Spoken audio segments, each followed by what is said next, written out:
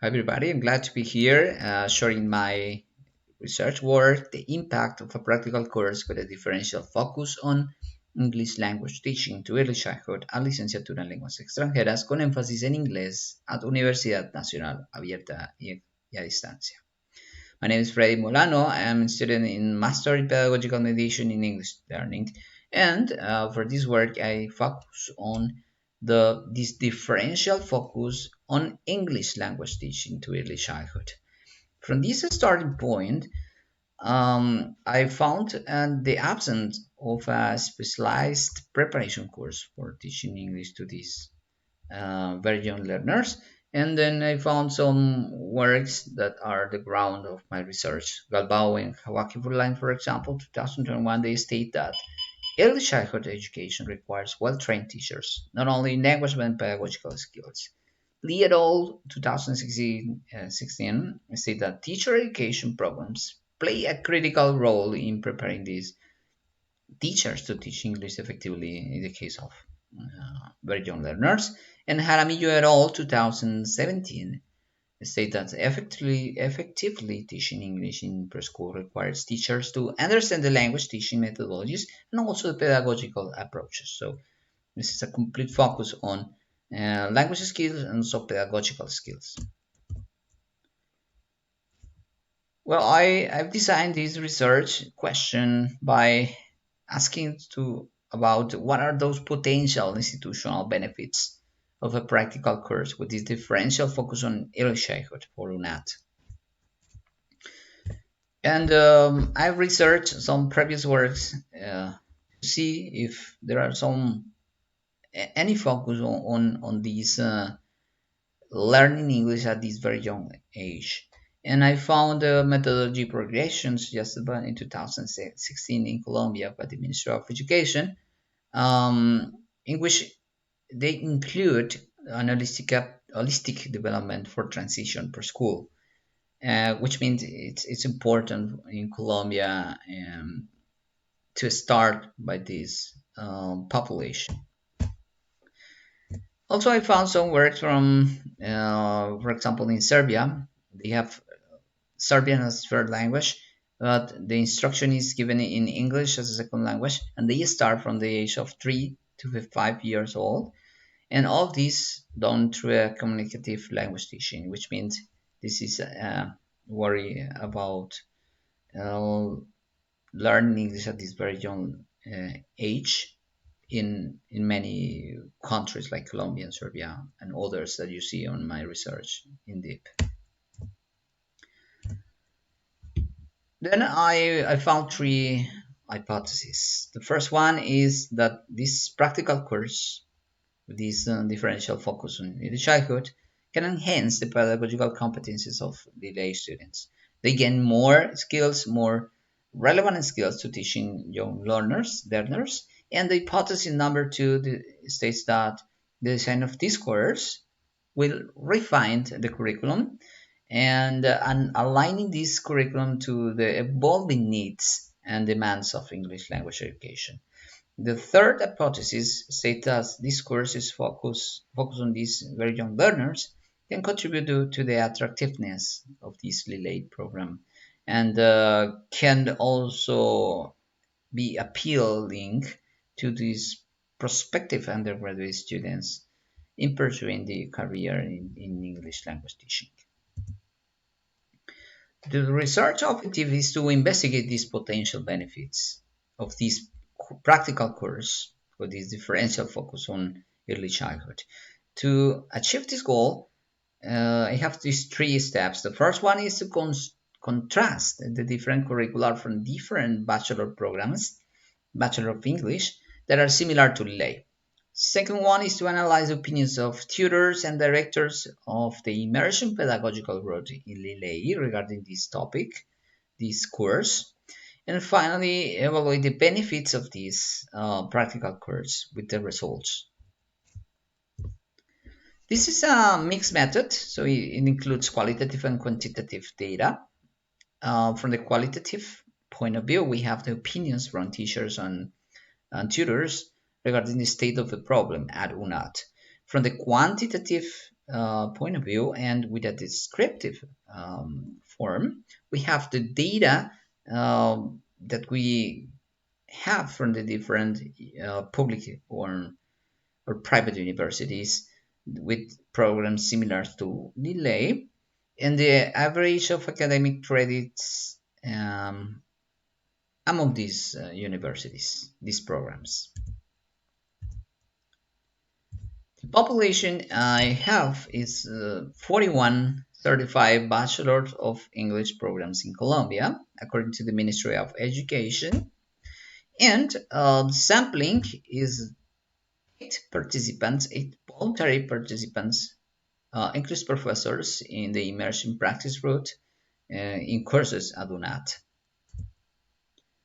I have collected the information in two tools. The first one, the SWOT matrix, that is fed by uh, a form, an online form by these professors participating in the research, and the contrast matrix that is fed by the Ministry of Education website that is consulted, and an Excel document with the public data from these Colombian universities.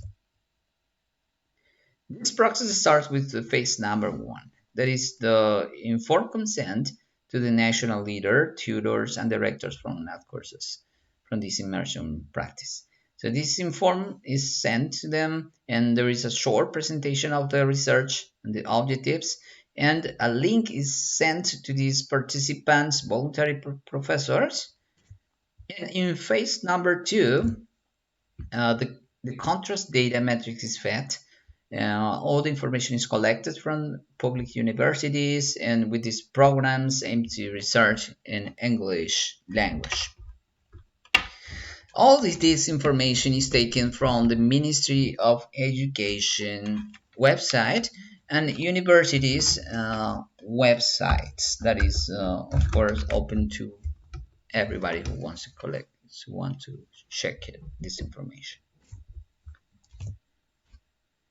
From results, I have this the contracts matrix. This is the here where you see the different universities, the numbers of the names of the programs, where are they located, the different courses that are similar to early childhood education, but they are not indeed. And I couldn't find, as you can see here, there is no any specific course to teach English to very young learners. And at the end, we see the amount of academic credits, which means what you can see in my research in deep, but in general terms is the amount of academic work that a student has to do in order to study this program. From the academic credits, most of the universities they have 160 academic credits, like UNAT University, the university in this research. But also we can see that there are universities with more than 180 or less than 140, which means it's maybe a matter of internal decision on the needs of the university, and it opens the discussion to UNAT to include or not a new course in this specific focus. This is the SWOT analysis fed by the online form. We have some strengths, weaknesses, threats, and opportunities from the 8 participants. They are summarized in this diagram. And so we have these all 3 categories also.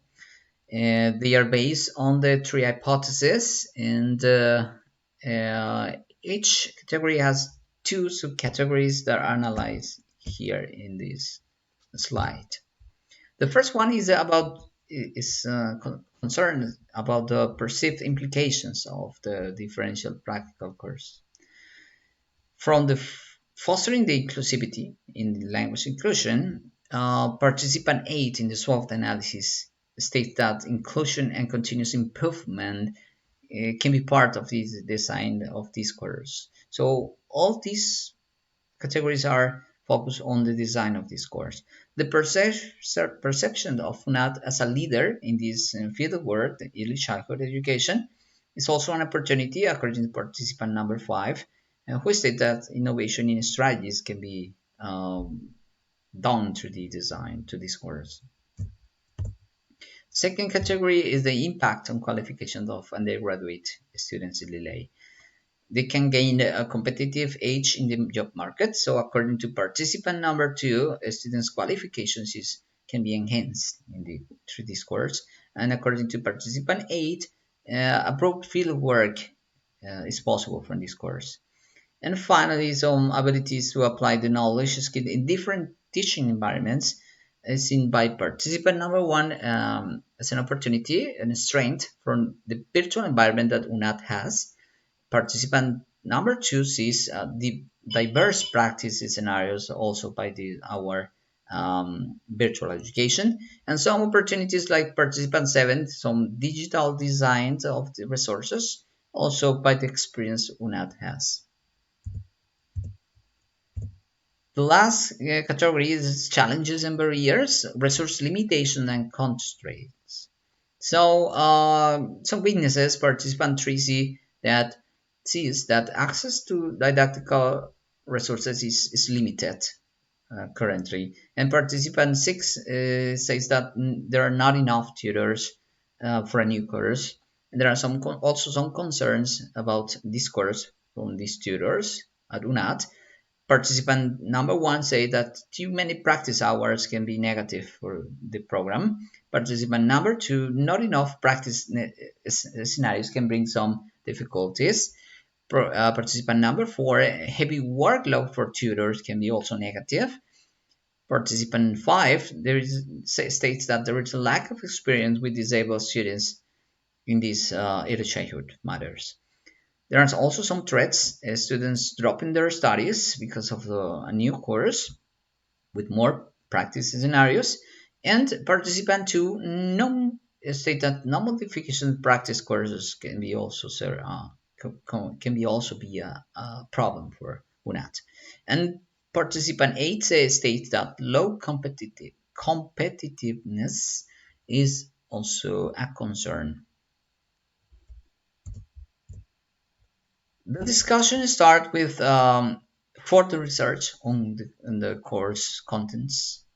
As the tutor states, some resource practices scenarios matters, the implementation of the course in this practice route, and there is an option and a suggestion to work with the program Licenciatura en Pedagogía Infantil, LIPI, that I think it will be expected.